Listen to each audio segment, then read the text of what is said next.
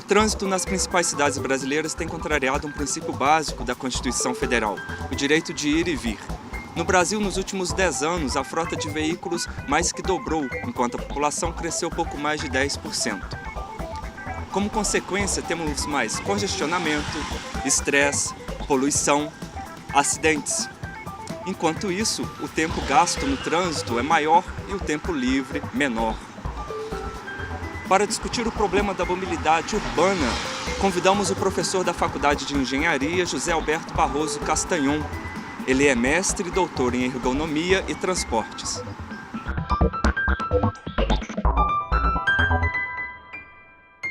Professor, quais são os principais fatores que estão contribuindo para que o trânsito se torne tão caótico nos municípios?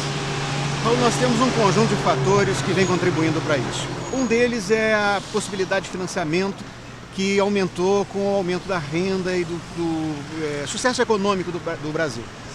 Um outro fator é que as ruas não crescem, as ruas não modificam, as cidades continuam a mesma, a menos que você faça uma grande operação, derruba quarteirão para que haja ampliações. Algumas cidades maiores vêm produzindo esse tipo de fenômeno que é a derrubada geral de áreas para ampliar as vias. Mas eu não creio que isso seja a nossa solução.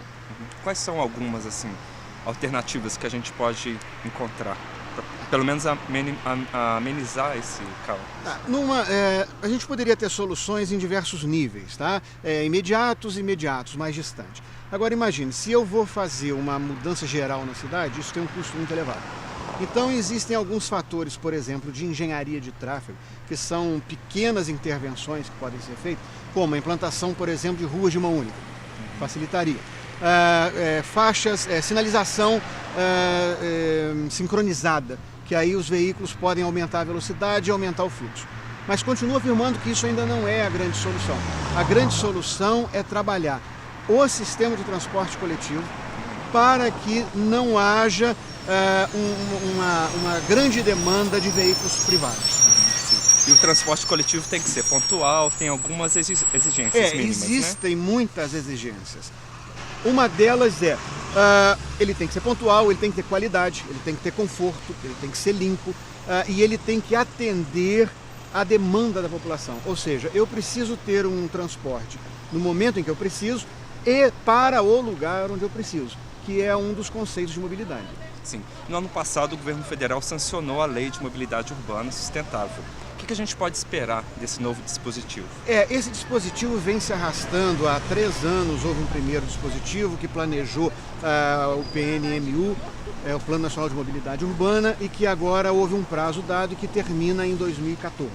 Sim. E que exigia que todas as cidades com mais de 500 mil habitantes fizessem o Plano Diretor de Mobilidade Urbana. Foi modificado em seguida para cidades de 100 mil habitantes e agora, na sua última versão, não exige que as cidades de 20 mil habitantes façam um plano, mas prevê como punição para essa cidade que ela não vai receber recursos do Estado, do governo federal, para implantações futuras de atividades de mobilidade urbana. Sim, e o que essa lei exige?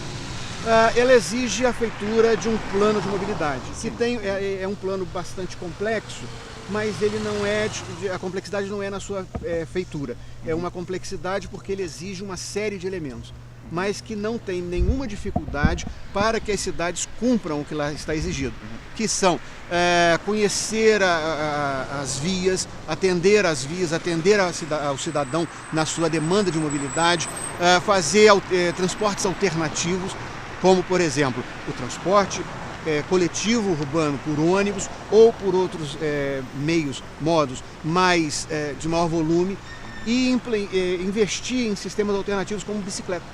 Então a bicicleta como um sistema de transporte público enxergado como tal. Agora a gente tem tido alguns problemas de casos de morte de ciclistas atropelados.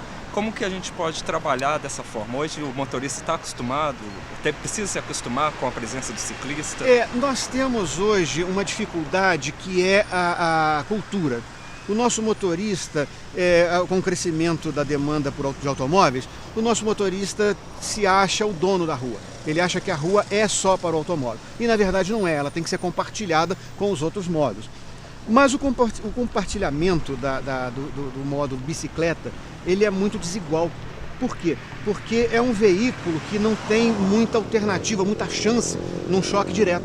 Se eu tenho um choque direto de uma bicicleta com uma motocicleta, que seria um choque mais igual, mas nem tanto, mesmo assim o ciclista está em pior situação. Porque além dele não ter nenhuma proteção, como o motociclista também não tem, ele ainda está num veículo lento e com menor possibilidade de escapar. Num choque contra um automóvel, ele não tem a menor oportunidade. E num choque contra um ônibus, que é maior ainda, é fatal com certeza. Muito obrigado pela entrevista. Sempre às ordens. Okay. Para você que quer saber mais sobre mobilidade urbana, leia a nova edição da revista A3, disponível impressa e também na internet. Até o próximo programa.